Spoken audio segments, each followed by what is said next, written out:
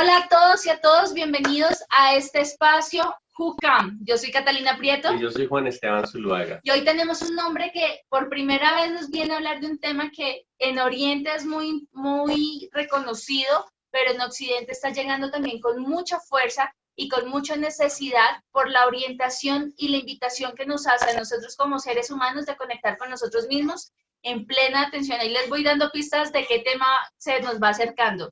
Antes de darle la bienvenida a este hombre, quiero recordarles, primero, suscribirse al canal, darle like y compartir con todas aquellas personas que ustedes sientan que resuena esta información en su corazón, como también que les puede sentar muy bien en estos tiempos donde estamos siendo llamados a la coherencia y al trabajo a nosotros mismos. Sin más preámbulos, es un hombre que admiro mucho, que conocí ya hace 1 año, 2 años en la formación.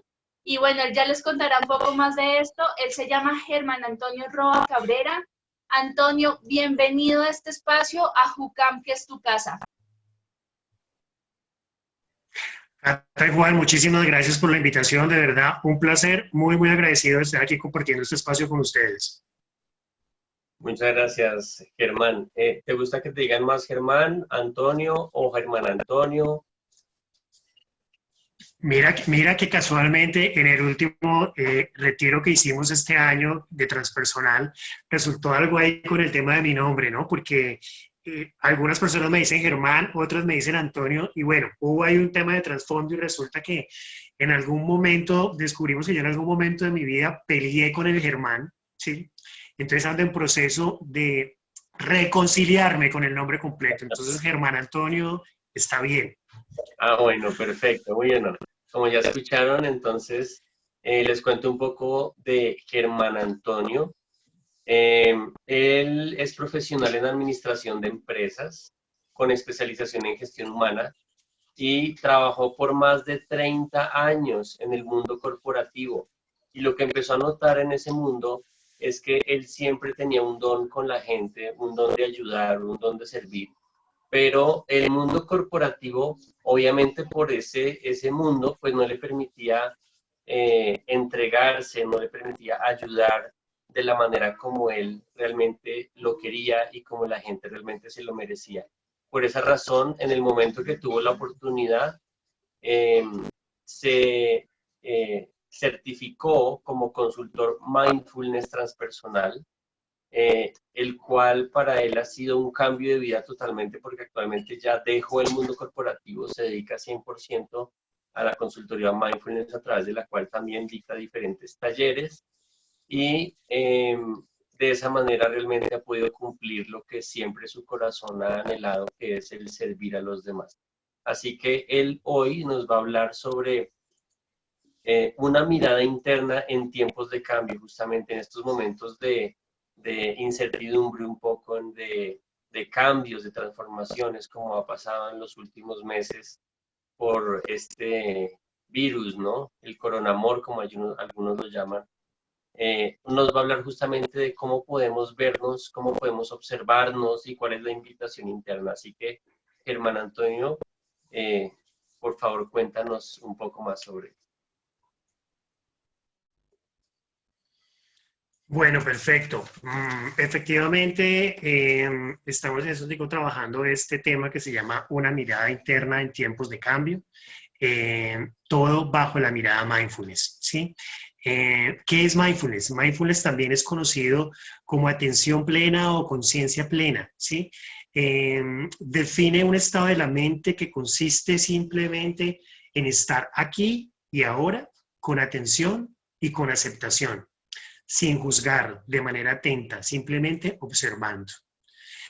Mindfulness, más que una teoría, es una práctica. De ahí que sea muy importante la práctica de la misma, ¿no? Mindfulness tiene sus orígenes en actividades meditativas de Oriente, ¿sí? Y hace algunos años, Jon Kabat-Zinn incorpora todas estas prácticas a la medicina occidental y crea un programa que se llama el Mindfulness Stress Based Reduction, el MBSR, y él empieza a notar que existen ciertas ventajas o ciertos beneficios aplicando estas técnicas de mindfulness en algunos pacientes para manejo de algunas situaciones como son la ansiedad, el estrés, ¿sí? Y empieza entonces a familiarizarse todo este tema de mindfulness en el mundo, ¿sí? Se trata simplemente de ubicarnos en el momento presente, aquí, ahora, sin juzgar. Eso es básicamente lo que traduce mindfulness. Pareciera que es un tema muy sencillo, pero como decía un tutor que tenía, a veces lo más sencillo es lo más difícil, ¿sí? Porque ese es un tema de generar un hábito, ¿sí? No es un tema de que yo practico mindfulness un día y entonces ya el otro día todo cambió y todo quedó perfecto. Otro punto es que mindfulness no nos va a solucionar los problemas. Esto no es como una varita mágica en la que uno llegó y tocó a la gente y todo cambió. No. O sea, pero lo que sí nos ayuda a mindfulness es a generar recursos y herramientas para aprender a sobrellevar más las cosas, a mirar las cosas desde otro punto de vista, desde ese observador que somos, ¿sí? Y que a veces no le damos el protagonismo que se merece, ¿sí? Entonces, en momentos como este que estamos pasando ya hace un mes, mes y medio, 2 meses, en los cuales la incertidumbre, la duda, los temores se pueden apropiar de nosotros, es importante y es, digamos, como un espacio muy apropiado para nosotros de pronto empezar a incurrir en esta práctica, ¿sí? ¿Sobre qué se basa mindfulness? Mindfulness se basa en 3 pilares fundamentales: la práctica formal, la práctica informal y el autoconocimiento. ¿A qué nos referimos con práctica formal? La práctica formal es aquella práctica meditativa, ¿cierto?, que tiene unos elementos fundamentales como son la postura, la respiración y la actitud, ¿sí? Entonces, esta práctica en la que nos sentamos o nos acostamos por determinado tiempo y aplicamos un ejercicio de meditación que puede ser atencional, que puede ser una atención guía, que puede ser una meditación guiada, ¿sí? Como el propósito de mindfulness es que conectemos con el momento presente, hay 2 recursos que siempre nos traen al presente de manera inmediata, que son la respiración y la atención en el cuerpo, ¿sí? La respiración es un elemento, una herramienta con la que todos contamos en todo momento, a cualquier hora. No hay ningún momento ni ningún lugar en el que uno pueda decir, no tengo respiración. La respiración siempre está ahí. Entonces, una de las herramientas y de los recursos más valiosos que contamos para hacer una práctica de ese sentido es la respiración, ¿sí? El otro es centrarnos en el cuerpo, llevar la atención al cuerpo. El cuerpo siempre está en el presente. Puede que nuestra mente se vaya, puede que nuestra mente divague, si ahora vamos a ver que la mente es como un péndulo que mantiene entre el pasado y el futuro, pero el cuerpo siempre está en el presente. Entonces, otra forma de conectar muy efectiva con el momento presente a través de una meditación es una meditación atencional en el cuerpo. Lo llamamos a veces escaneo corporal, ¿sí? Está la práctica informal. La práctica informal hace referencia a todas aquellas actividades en el día a día que nosotros podemos hacer de manera consciente y en la medida en que llevemos la atención a esas actividades del día a día de manera consciente, estamos, como decimos acá, entrenando el músculo de la atención plena, ¿sí? Todas las actividades, cualquier actividad que yo realice en mi día a día, está sujeta de que la hagamos con atención y conciencia, ¿sí? Entonces, un ejemplo, cuando nos tomamos los alimentos, un desayuno, un almuerzo, una cena, en la medida en que somos conscientes de esos alimentos, del color de esos alimentos, de la textura de esos alimentos, del sabor, de la temperatura, ¿sí? En ese momento estamos trabajando la atención plena. En ese momento estamos entrenando nuestra mente, ¿sí?, para venir aquí y a la hora. ¿Qué sucede generalmente en este mundo que ha estado tan agitado, tan lleno de velocidad en el día a día, ¿cierto? ¿Qué es lo que pasa generalmente? Estamos desayunando, por ejemplo, y estamos pensando en la reunión en la oficina, estamos desayunando, pero estamos con el celular al lado revisando los mensajes, ¿cierto? Estamos en una cosa físicamente, pero mentalmente estamos en otra. Entonces, en el momento en que yo tomo conciencia de centrarme en la actividad en que estoy realizando, en esa misma medida yo llevo y entreno mi músculo de la atención, ¿sí? Caminar, por ejemplo, ¿sí? Cuando yo camino, ser consciente de los pasos que doy. Cuando yo me ducho, ser consciente del agua, cuando toca mi piel, ser consciente de los olores que se generan, de esos aromas del jabón, del champú, de todos estos elementos que utilizo en la ducha. Cuando yo llevo mi atención a esos elementos, a esos olores, estoy entrenando mi músculo de atención plena. Cualquier actividad, como les digo, que uno haga en su día a día puede ser sujeto de entrenamiento para yo entrenar ese músculo de atención plena. Súper válido. La mente siempre está en un vaivén, les decía ahora, la mente siempre está entre el pasado y el futuro, ¿sí? ¿Y qué es lo que sucede ahí? Que precisamente en ese vaivén de pasado y futuro, yo me pierdo la oportunidad de disfrutar mi momento presente, ¿sí? Porque estamos aquí, pero estoy pensando en lo que pasó ayer, o estoy pensando en el proyecto que tengo, en lo que va a venir a futuro, y ese futuro que me genera ansiedad, me puede generar hasta angustia de pensar que lo que yo espero que pase, no pase, ¿sí? Entonces viene el tema de la expectativa, las expectativas incumplidas, ¿cierto? Entonces realmente lo que a mí me produce esa ansiedad es que no se dé esa expectativa tal cual como yo espero que se dé, ¿sí? O mantengo arrastrando y viviendo todas esas cosas que me han pasado, ¿cierto? Entonces vivo recordando la frustración, vivo recordando un poco el dolor, vivo autojuzgándome, dándome látigo por todos esos errores que cometí en el pasado, porque si yo no hubiera hecho esto, entonces probablemente hoy estaría de tal manera, o lo que pasa es que yo debía haber hecho esta otra cosa y resulta que no la hice, ¿sí? Entonces mantenemos en eso, atrás, adelante, y en ese va y ven, nos perdemos definitivamente el disfrutar de lo que tenemos ahora, ¿sí? Perdemos de alguna manera el sentido de agradecimiento por lo que tenemos, porque pasamos de alguna manera a vivir expectante de lo que pudimos haber tenido o de lo que pudo haber pasado si hubiera hecho tal cosa, o de lo que yo podría llegar a tener en el futuro esperando que se cumpla determinado proyecto, ¿sí?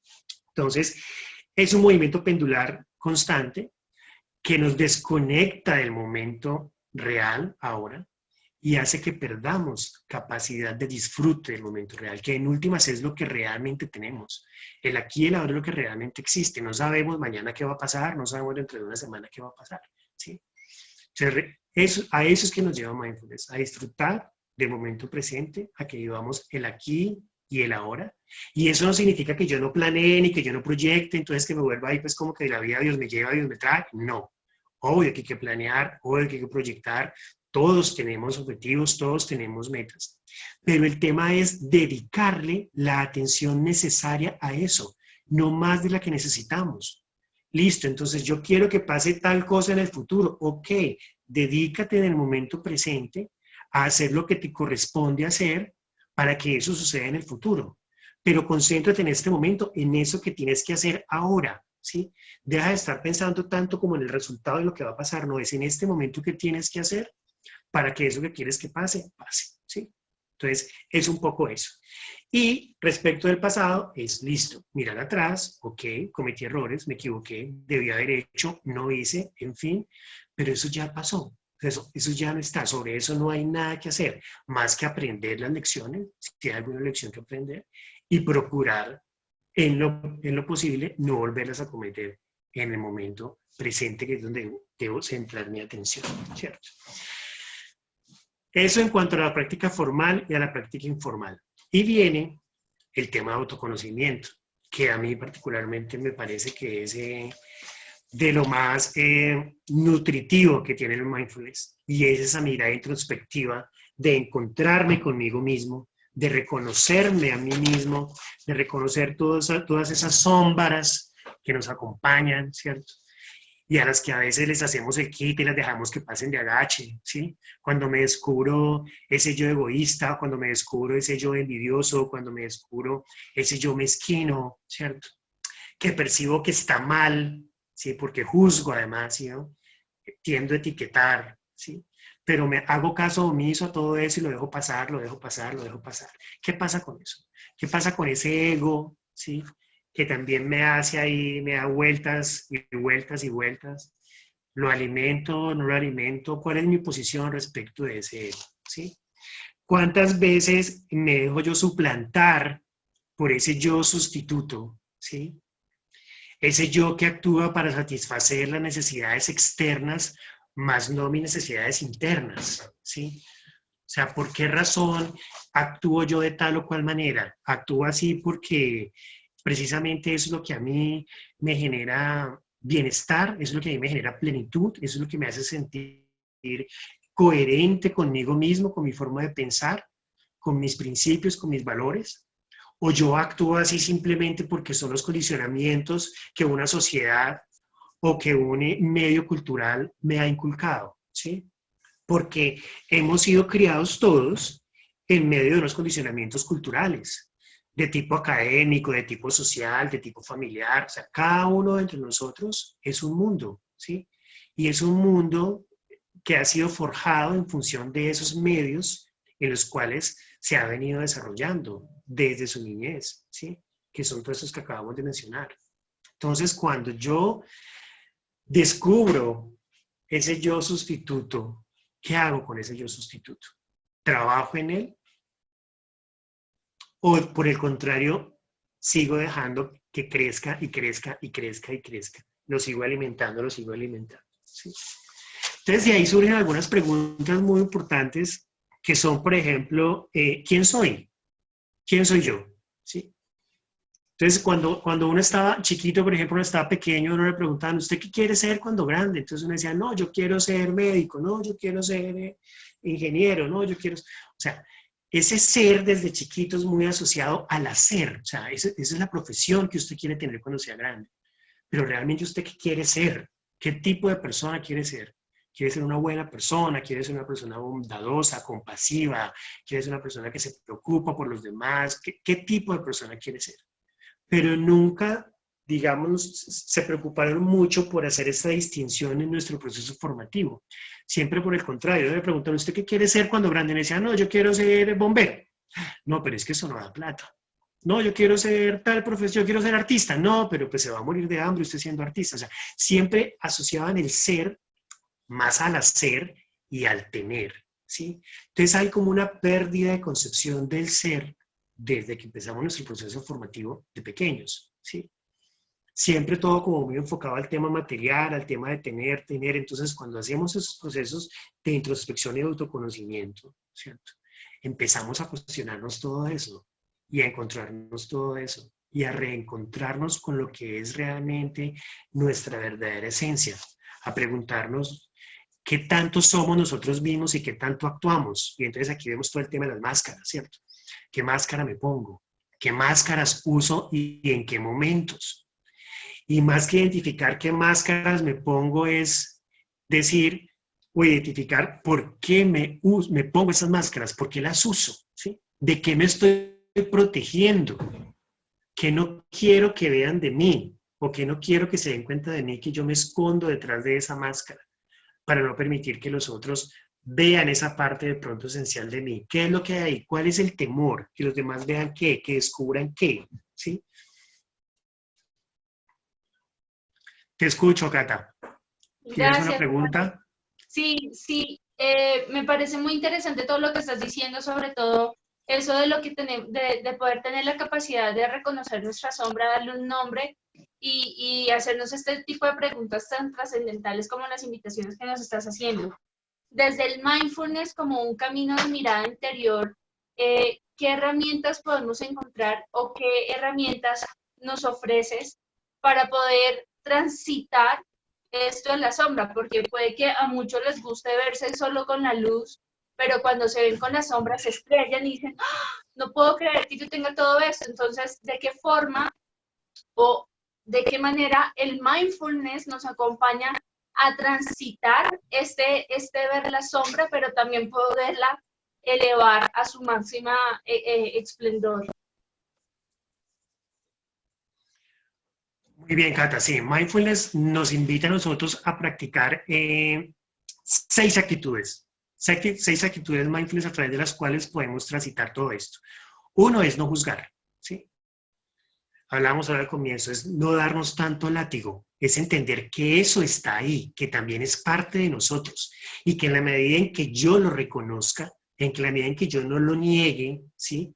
En que yo me atreva a enfrentar eso, en esa misma medida yo lo puedo trascender, pero es parte de la esencia, está ahí, ¿cierto?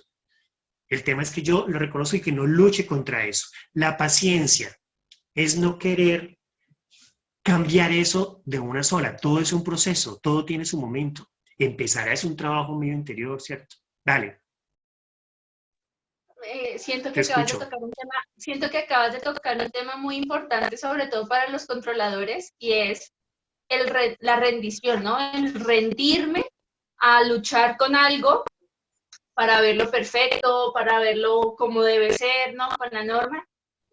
Cuéntanos un poco qué es eso de rendirme, cómo yo o cómo una persona que, no sé, está bajo los estándares de la perfección y el control puede dejarse rendir desde la confianza a cómo ocurren las cosas y entrar en ese estado de aceptación, porque siento que has dado dos claves muy importantes y quiero acá hacerles una invitación a todos para que estén con esas antenas muy bien abiertas, porque Germán Antonio acaba de hablar de algo muy importante y es la rendición, pero también la aceptación, porque cuando yo estoy en resistencia o en rechazo, estoy en un camino de sufrimiento. Y creo que a nadie le gusta sufrir, ni hacerse la vida tan de cuadritos. Entonces, poder entrar en un estado de rendición y aceptación es simplemente importantísimo. Entonces, me encantaría que tú nos ahondaras un poco en esos temas de ese camino de mirada interior. Yo como controlador, ¿cómo podría rendirme? Y yo como controlador puedo aceptar que no puedo modificar algo como siempre estoy acostumbrado y que aparte de eso tampoco puedo modificar el resultado como siempre se me ha enseñado. Muy bien, mira, importantísimo eso que mencionas. Hay una cosa súper importante. Yo debo aprender a identificar esas acciones que están o que dependen de mí, ¿cierto? Entonces, ¿qué tanto puedo yo hacer para que tal o cual situación cambie? Si es que la quiero cambiar, ¿sí? Si está a mi alcance, esa acción yo la debo realizar, ¿cierto? Debo realizar las acciones que sean humanamente posibles para yo cambiar eso. Pero también debo entender que hay acciones que no dependen de mí definitivamente, ¿sí? Y que están ahí y que pasan y que suceden, ¿sí? Y que están fuera totalmente de mi control, que ahí no hay nada que yo pueda hacer, ¿sí? Y es donde entra definitivamente la práctica formal de mindfulness a trabajar todo ese tema, ¿cierto? Todo ese tema de la aceptación, desde mi práctica formal, desde mi práctica meditativa, ¿cierto? De entender que hay unas situaciones que yo no puedo cambiar y que en la medida en que yo más pelee con eso, me va a generar más sufrimiento y más dolor, ¿sí? Entonces yo debo entender que hay algunas cosas que se salen de ese control, ¿sí? Pero lo que también debo tener claro es que una cosa es que yo sea paciente y otra cosa es que yo me vuelva un sujeto pasivo ante algo que yo sí pueda cambiar. Si hay algo que yo puedo cambiar y que está en mis manos, tengo que hacer lo que tenga que hacer para que eso cambie, ¿sí?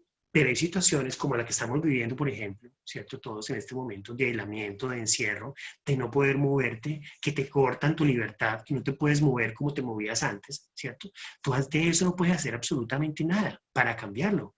Tienes que acogerte a unas normas y a unas reglas, ¿cierto? Entonces, ¿cómo le das vuelta a eso? Mira a ver tú cómo puedes aprovechar este tiempo y estos espacios, ¿sí? ¿Qué otras cosas, qué tantas cosas tú quisiste hacer muchas veces y no las hacías porque no había tiempo? Ahora tienes el tiempo, ¿sí? Porque es que en la medida en que tú pelees y te pongas mal, y es que yo quiero salir, y es que yo quisiera ir otra vez a hacer esto o aquello, en esa misma medida tú te vas a sentir más frustrada, ¿sí? Mira, yo te pongo, yo siempre digo, siempre hay dos formas de mirar las cosas. Siempre le puedes dar dos miradas a las cosas. Puedes darle una mirada desde la tristeza, el dolor, la frustración, ¿cierto? O le puedes dar una mirada desde el agradecimiento y la oportunidad, ¿sí? Yo les pongo un ejemplo.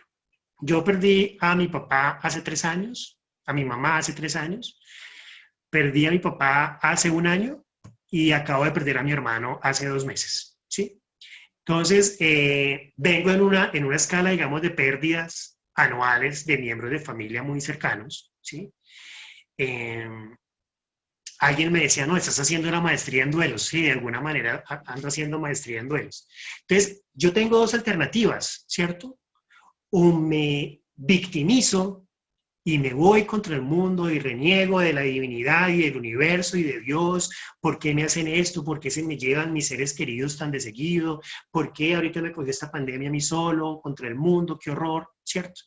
Y me corto las venas y lloro todos los días. No, pues termino de psiquiatra, seguramente. Sí, muy seguramente. O me paro en la otra perspectiva y lo miro desde el otro lado. Digo, bueno, pero qué bonito que yo a mis 50 años tuve la oportunidad de contar con la compañía de mi mamá, de mi papá, de mi hermano, ¿cierto? Donde me acompañaron en los momentos más críticos, digamos, y más representativos de mi vida, ¿cierto? Qué bueno que a mí el universo me dio la oportunidad de haberme formado y haber crecido y de alguna manera haberle retribuido a ellos todo ese esfuerzo que hicieron conmigo, ¿cierto? Mis papás ya eran unos señores de 80 años, entonces, hombre, ya era momento, esta es una situación muy crítica, muy delicada de salud. Qué egoísta yo quererlos tener aquí con una calidad de vida muy deprimente, digamos, ¿sí? Entonces, yo tengo esas dos alternativas siempre. ¿Desde dónde quiero mirar las cosas? ¿Sí? Y esto, digamos, es un ejemplo muy claro para los controladores, de verdad, ¿sí? El que quiere que todo sea perfecto, que todo está aquí, que todo se lee dentro de esos parámetros. No, dale, Cata, te escucho. Es que aquí pensando un poco más en las personas que nos están viendo, yo creo que se están haciendo la pregunta y es entre la aceptación y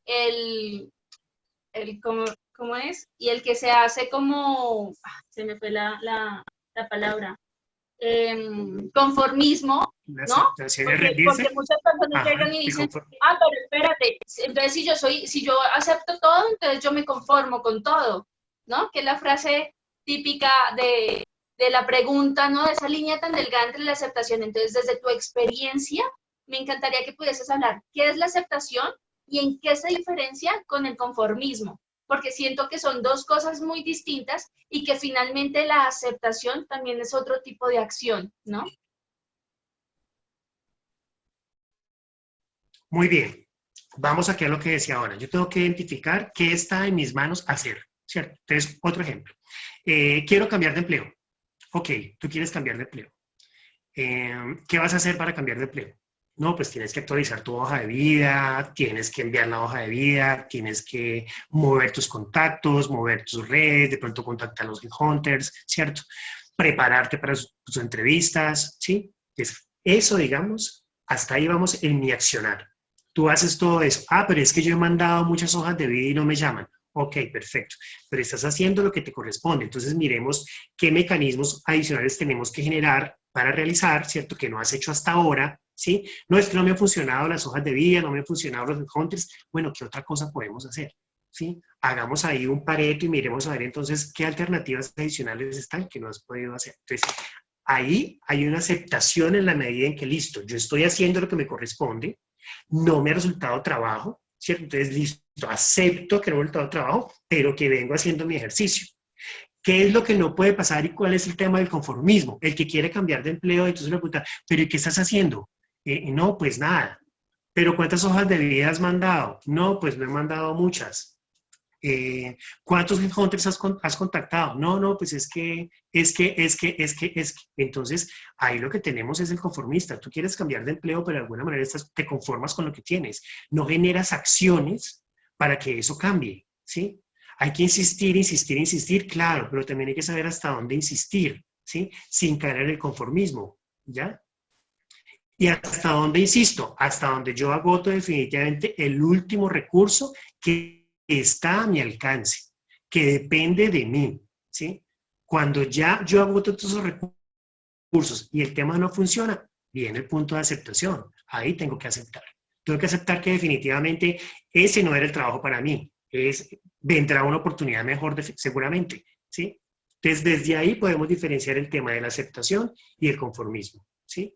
No puede ser que yo confunda una cosa con la otra, pero sin generar ningún tipo de acción, ¿sí? No, para nada, en absoluto. ¿Ya?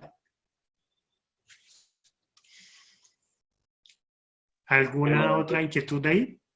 Sí, no. Las estábamos acá charlando.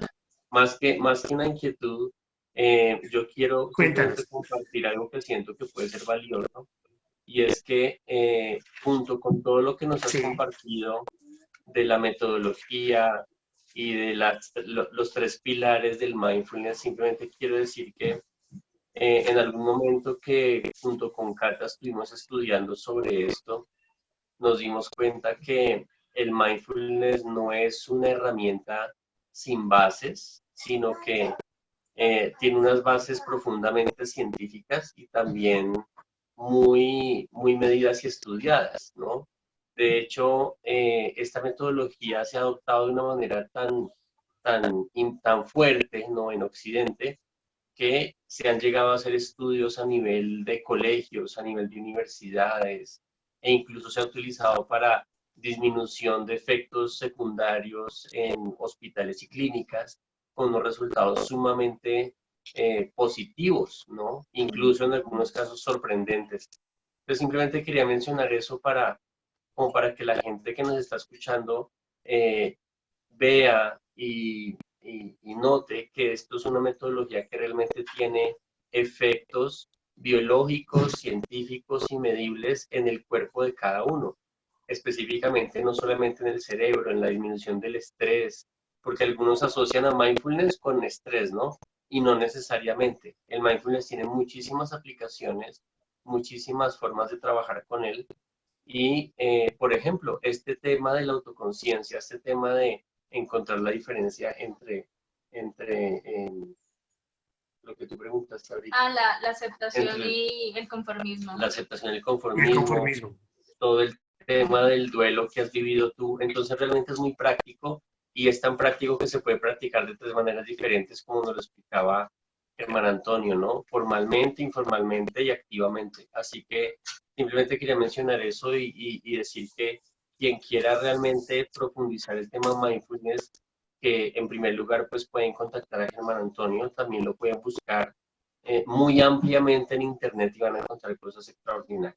Sí, yo también quiero hablar de mi experiencia porque en este caso el camino que llevó a Germán Antonio no solo ha sido sus procesos en el camino del duelo, ¿no?, que ha sido también una experiencia muy importante y lo veíamos en otras entrevistas como la muerte nos trae procesos de transformación y de mucha conciencia interior, pero también él habla del servicio a las empresas y cómo a través de esa experiencia durante tantos años se hacía estas preguntas de, bueno, ¿de qué otra forma puedo servir? En mi caso, yo llegué al mindfulness por la maternidad. Porque en la maternidad, por dos cosas. Y se los cuento como experiencia para las mamás y las mujeres, pero también para los padres que lo están viviendo, porque el mindfulness me trajo mucha maternidad consciente, pero también mucho autocuidado.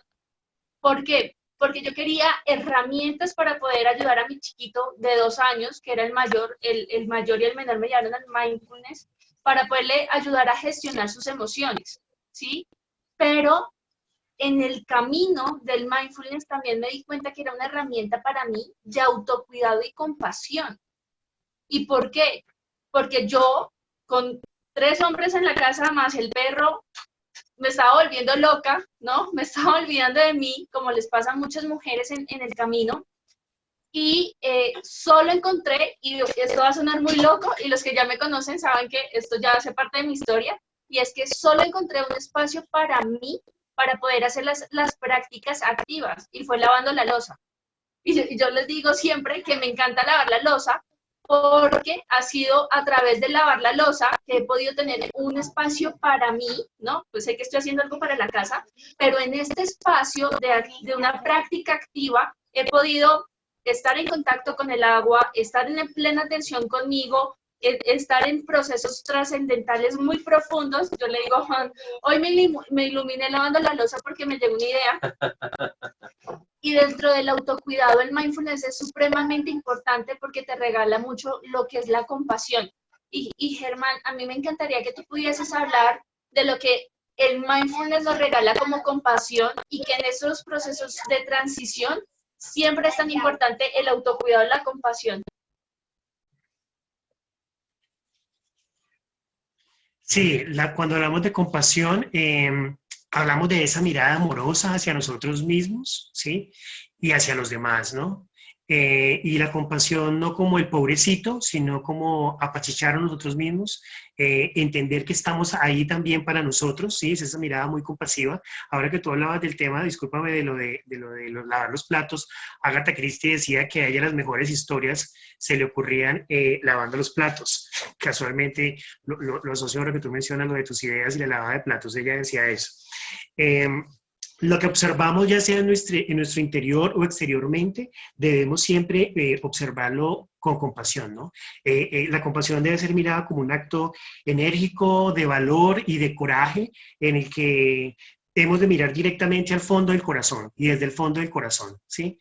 Sin juzgar. Ahí está como mezclada también la otra actitud de mindfulness, ¿no? Recordemos que mindfulness nos lleva a practicar 7 actitudes: el no juzgar, la paciencia, mirar todo con mente de principiante, la confianza, el aprender a soltar, el no empeñarse o sobreesforzarse en que las cosas pasen. Lo hablábamos ahora más o menos, el tema de yo hago lo que me corresponde, hay que insistir, pero tengo que saber hasta dónde, no debo tampoco sobreactuarme en ese sentido. Y definitivamente la compasión, digamos, como elemento llamado a, y en estos momentos, digamos, de pandemia, sí que estamos llamados a practicar la compasión, ¿sí? No solo con nosotros, sino también hacia toda la sociedad. Es importantísimo eso. Es importante que entendamos la impermanencia de las cosas, por ejemplo, ¿no? Que todo cambia, que nada es permanente, ¿sí? Preguntémonos cuáles eran nuestras preocupaciones hace 2 meses y cuáles son nuestras preocupaciones hoy, por ejemplo, ¿sí? ¿Han cambiado? De seguro que han cambiado, ¿cierto? Nos ha tocado cambiar muchos proyectos, muchas cosas que teníamos en mente, porque definitivamente la situación, el marco, las condiciones de modo, tiempo y lugar son totalmente distintas, ¿sí? Son totalmente distintas. Y en estos momentos de pandemia escuchamos a muchos también que nos hemos quejado de la humanidad, ¿no? Y entonces miramos todas las noticias acerca de cómo ha reaccionado la naturaleza y de cómo ha mejorado todo y de cómo los animales han empezado a volver algunos espacios, y entonces algunos nos quejamos de que es que sí, los humanos hemos hecho muchas cosas, pero también vale la pena mirarse a nosotros y bueno, nosotros también somos humanos. Nosotros también hacemos parte de esa humanidad, de esa gran familia que es la humanidad, ¿cierto? Entonces, ¿qué estoy haciendo yo como ser humano para contribuir a la mejora? ¿Qué estoy haciendo yo? Más allá de quejarme o más allá de juzgar, ¿sí? O más allá de señalar. Es desde mi individualidad, yo también, cómo estoy contribuyendo, ¿sí? O cómo voy a contribuir. ¿Cuáles son mis acciones de cambio, de mejora que estoy dispuesto yo a asumir y a emprender a partir de este punto de quiebre, ¿cierto?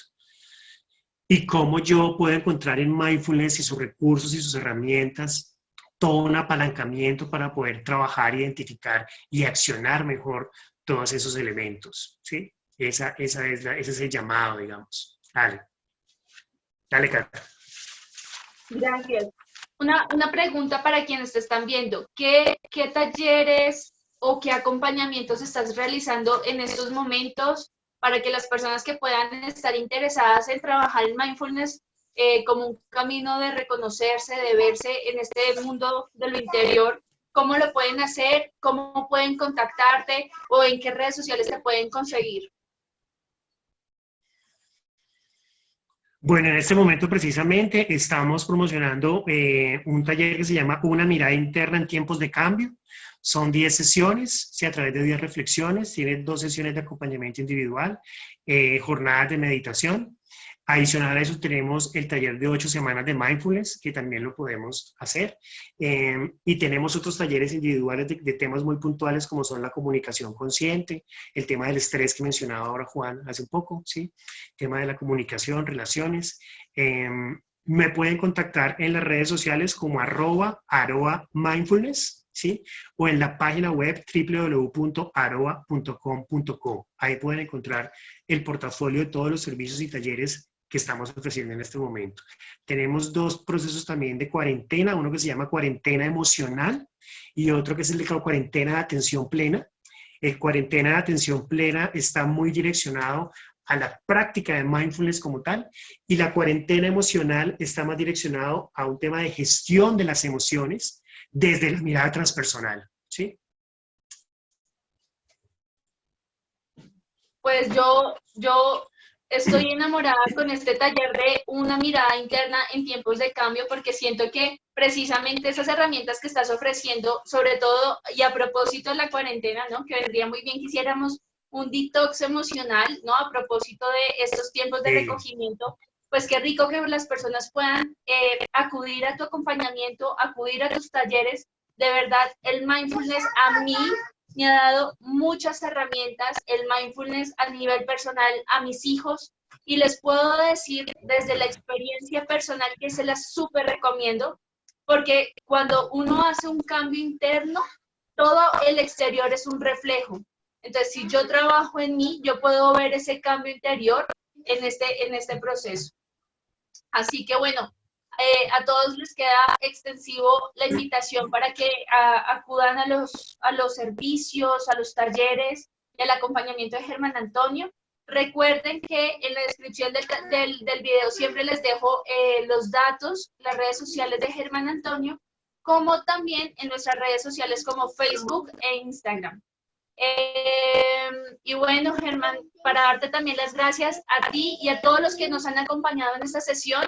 El mindfulness, de verdad, como un regalo de la plena atención y de la plena conciencia, es un camino de verdad para crecer muchísimo.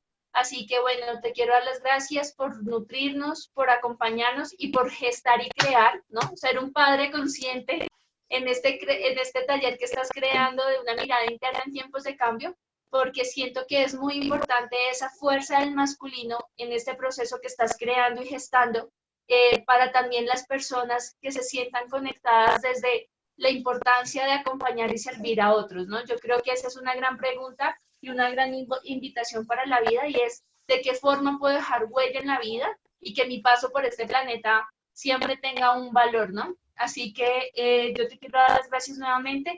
Recuerden suscribirse, activar campanita, darle like y compartir con todo el mundo. Así es, muchas gracias, Germán, por toda esta aclaración e información. Te agradecemos muchísimo. Ya saben, si esta entrevista les gustó, por favor, compártanla y no se pierdan las próximas entrevistas. Así que muchas bendiciones y nos vemos próximamente.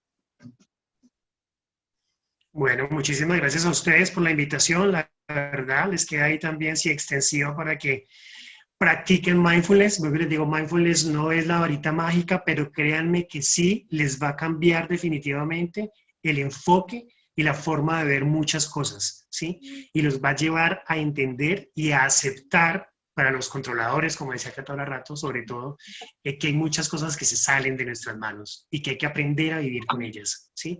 Pero que eso depende solamente de nosotros, ¿sí? No depende de nadie más, ¿sí?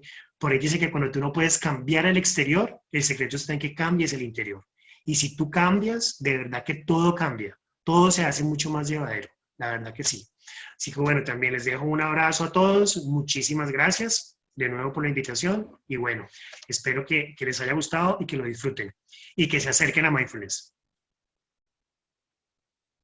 Así es, y bueno, muchas gracias.